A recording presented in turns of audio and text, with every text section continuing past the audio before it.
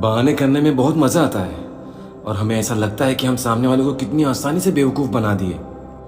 लेकिन एक बात हमेशा याद रहे, बहाने करके हम सिर्फ सामने वाले को नहीं बल्कि हम अपने आप को भी बेवकूफ़ बनाते हैं। मैं ऐसा नहीं कहता कि बहाने हमें नहीं करना चाहिए, लेकिन हमें बहानों का सही इस्तेमाल करना आना चाहिए। चलिए जानते हैं ज़िंदगी में लोग बहाने का सही और गलत इस्तेमाल कैसे करते हैं। हम अपनी ज़िंदगी में सबसे ज़्यादा बहाने अपने पेरेंट्स के साथ करते हैं। माँ ने हमें पढ़ने बोला, हम कुछ बहाना कर देते हैं। पापा ने हमें कुछ काम बोला तो हम बहाना कर देते हैं। हमें पढ़ाई करना है तो हम अपने आप से बहाना कर लेते हैं कि थोड़ा गेम खेलने के बाद मैं पढ़ लूँगा, कि थोड़ा क्रिकेट खेलने के बाद मैं पढ़ लूँगा, और हम अपना सारा का सारा वक्त क्रिकेट और गेम में बिता देते हैं। जबकि ज़िंदगी में हमें बहाना करना चाहिए उन लोगों से जिनके साथ रह के हमारा वक्त और हमारी ज़िंदगी बर्बाद होती है। हमें बहाना करना चाहिए उन चीज़ों से जिससे हमारे पैसे खर्च तो होते हैं और साथ साथ हमारा वक्त और हमारी ज़िंदगी भी खर्च होती है, और हम भी इतने बेवकूफ़ कि हमें बहुत मज़ा आता है। देखो, ज़िंदगी में एक अहम हिस्सा दोस्त होता है और हमें दोस्तों के साथ रहना, घूमना, अपनी दिल की हर बातें शेयर करना बहुत अच्छा लगता है। लेकिन अब इससे काम नहीं चलेगा।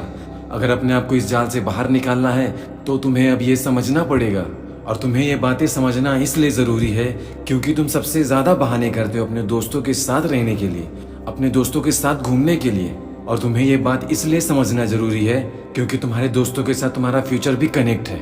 अगर आपका दोस्त पढ़ने में अच्छा है, बुरे लोगों से दूर है, बुरी आदतों से दूर है, बुरे काम नहीं करता और अपना वक्त उस सही जगह और समझदारी से बिताता है, तब आपको ऐसे दोस्तों के साथ रहने के लिए 1,00,000 बार नहीं 1 करोड़ बार बहाना करना पड़े तो भी कोई बुरी बात नहीं। और अगर आपका दोस्त पढ़ाई से दूर है, बुरी चीज़ों से नज़दीक है, बुरे लोगों से नज़दीक है और उसे अपने वक्त की अहमियत नहीं है और उसे अपना वक्त बर्बाद करने में कोई अफसोस नहीं होता, और यहाँ आप इनसे बचने के बहाने करते हो ना, तो यही बहाने आपको बहुत फ़ायदा पहुँचाने वाले, क्योंकि बहाने वही सही हैं जो हमें परेशानी और नुकसान से बचा ले, और बहाने वो गलत जो हमें और हमारी ज़िंदगी को दांव पे लगा दे। और अब आप सोचिए आपको कैसे दोस्तों की ज़रूरत है। दोस्तों, ये जो बहाने हैं ना, एक बहुत पावरफुल मंत्र है जिसका हमने इस्तेमाल करना सीख लिया ना तो हमारी ज़िंदगी, हमारी लाइफ बहुत ईजी हो जाती है। अब मैं आपको बेहतर समझाने के लिए एक कहानी सुनाता हूँ। ये कहानी है 2 दोस्तों की जो एक ही कंपनी में काम करते थे काफ़ी सालों से। उन दोनों में से एक बहुत मेहनती और बहुत हार्ड वर्किंग था, लेकिन उसका बॉस उसकी एक छोटी सी गलती पे भी उसको बहुत सुनाता, बहुत डांटता, और वहीं दूसरा बहुत निकम्मा, बहुत कामचोर था। गलतियां तो उससे भी बहुत होती थी, लेकिन उसको अपनी गलतियों से निकलना आता था, मतलब उसको अपने बॉस से बचना आता था। चलिए अब इस कहानी में आगे बढ़ते हैं। बॉस ने एक दिन उन दोनों को अपने कैबिन में बुलाया। बॉस ने उन दोनों से बताया कि एक नया प्रोजेक्ट आया है और इस प्रोजेक्ट को हमें जितना जल्दी से जल्दी हो सके पूरा करके सबमिट करना है। और बॉस ने उन्हें कुछ दिन का वक्त दिया। दोनों में बराबर काम बांट दिया और फिर वो दोनों ऑफिस से चले गए। और अगले दिन जब ऑफिस में आए तो बॉस ने उन्हें बुलाया और उनसे उनका काम पूछा। पहला जो बहुत मेहनती था उसने तो अपना पूरा काम कर दिया था, लेकिन जो दूसरा था उसका आधा ही काम पूरा था। तो बॉस ने उससे पूछा कि तुम्हारा आधा काम ही क्यों है, पूरा क्यों नहीं किया? मैं पता है ना ये प्रोजेक्ट हमारे लिए कितना इम्पोर्टेंट है। तो उसने यहाँ बहाने और चालाकी का सहारा लिया और उसने अपने बॉस को बताया कि बॉस, मेरा एक दोस्त है जो हमारी राइवल कंपनी में काम करता है, उसको भी यही सेम प्रोजेक्ट मिला हुआ है।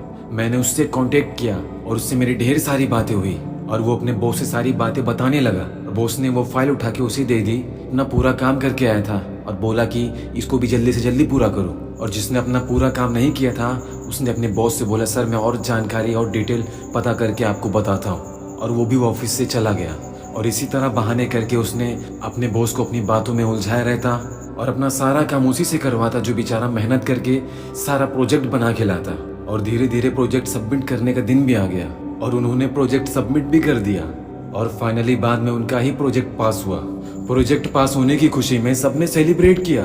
और पता है, प्रमोशन उसको मिला जिसने एक काम ढंग से नहीं किया था, और जिसने पूरा प्रोजेक्ट इतनी मेहनत से बनाया उसकी तो थोड़ी सी भी तारीफ नहीं हुई। तो देखा आपने बहाने और बातों का जादू। ये बहुत काम की चीज़ है मेरे दोस्त, और बहुत बुरी चीज़ भी है। बस आपको समझ में आना चाहिए कहाँ किसका इस्तेमाल करना है, कहाँ बचना है और कहाँ इसका इस्तेमाल करना है।